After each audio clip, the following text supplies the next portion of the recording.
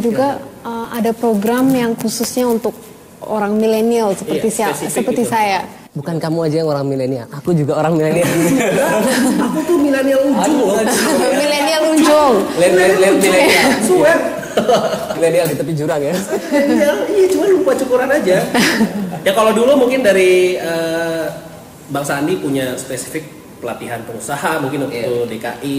Apakah ada lagi untuk milenial? Karena concernnya mungkin secara makro di ekonomi ya. Jadi begini, kami berbasis pada data ya. Pertama, fokus kami ini, bagi kami milenial bukan objek politik. Kami juga tidak ingin menjadikan milenial ini sebagai komoditas politik. Oleh karena itu Prabowo Sandi punya komitmen besar untuk melibatkan kawan-kawan milenial. Bukan hanya pada narasi atau branding ya, tapi betul-betul dalam posisi struktur. Oleh karena itu banyak komitmen-komitmen kita ya. Contoh, bagaimana Bang Sandi melibatkan banyak juru bicara ataupun tim pemenangan dari anak-anak muda ya. Saya sendiri masih under 30 di bawah 30 tahun. Saya dari Malang ya, jauh dari ibu kota lah. Jadi bisa bilang anak kampung desa ya, beda sama Abang ya. Malang itu bukan desa. Oh iya maksudnya. Malang itu padat sekali tiap liburan. Hey.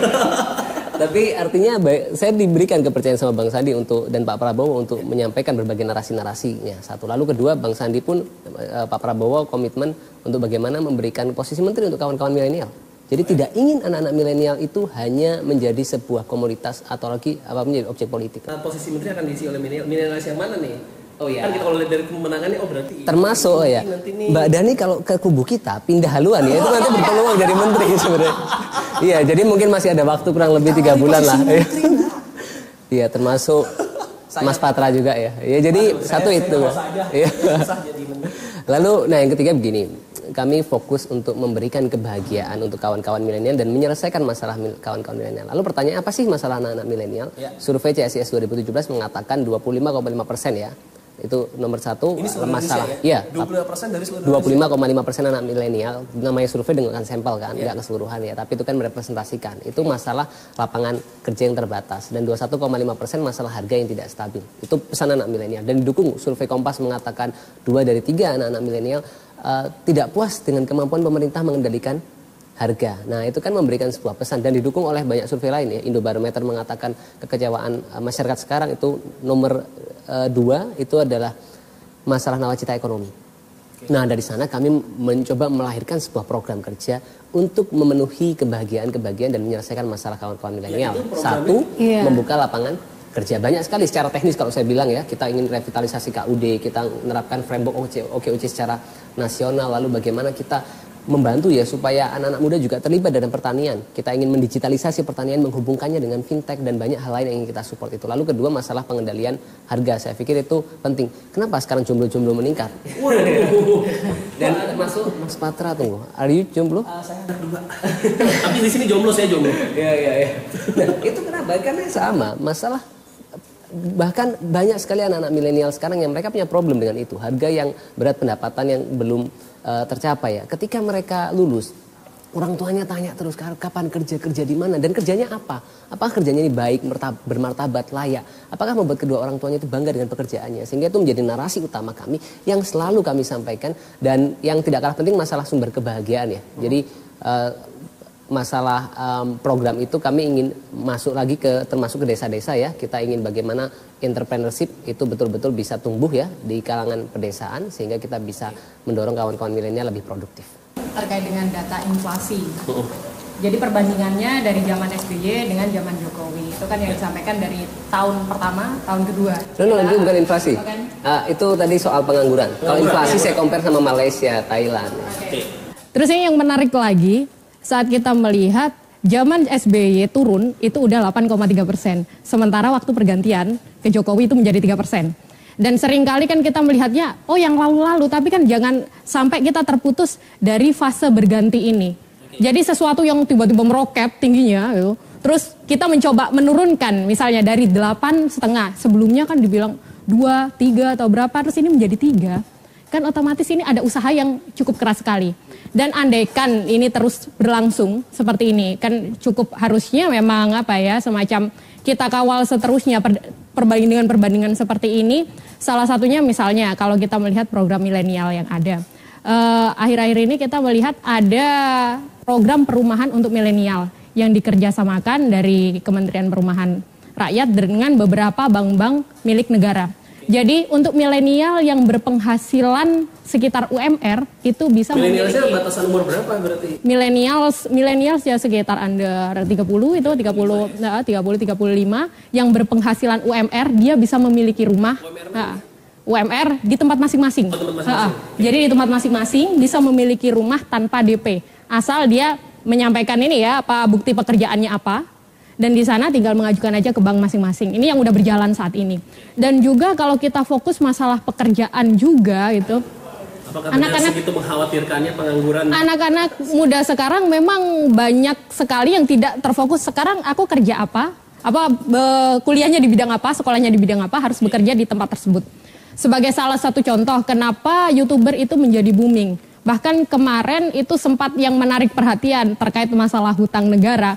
Mereka bilang gini, gampang banget ini, negara tinggal bikin channel YouTube saja, dimonetize, seluruh penduduk se-Indonesia suruh subscribe.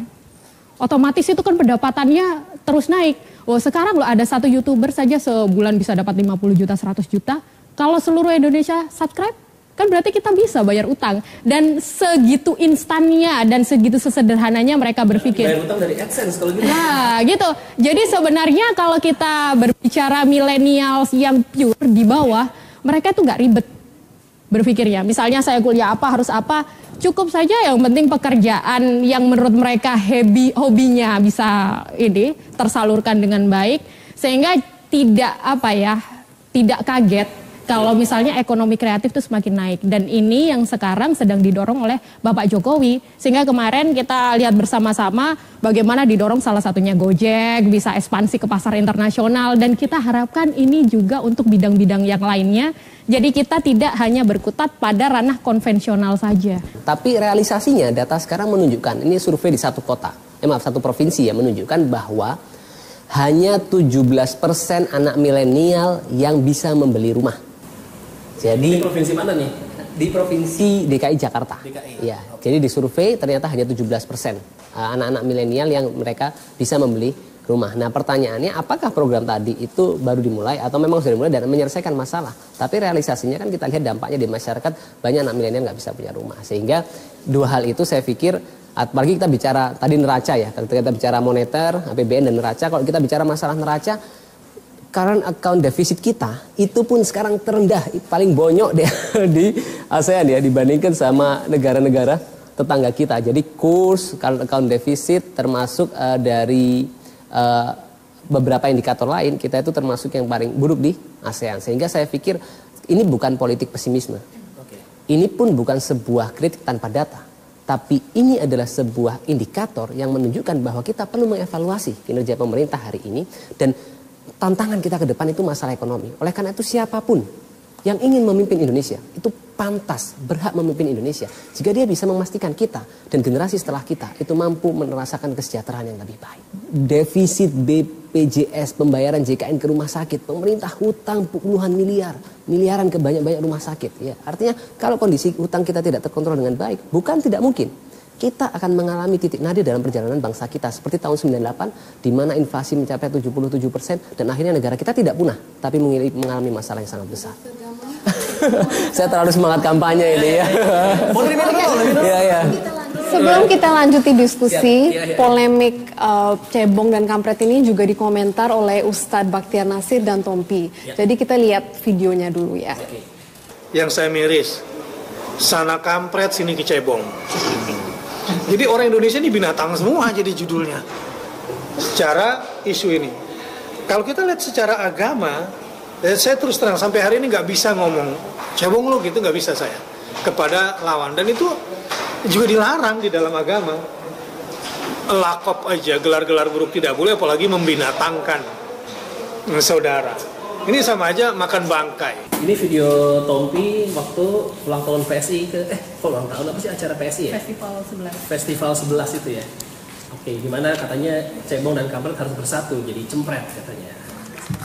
Antara cebong dan kampret.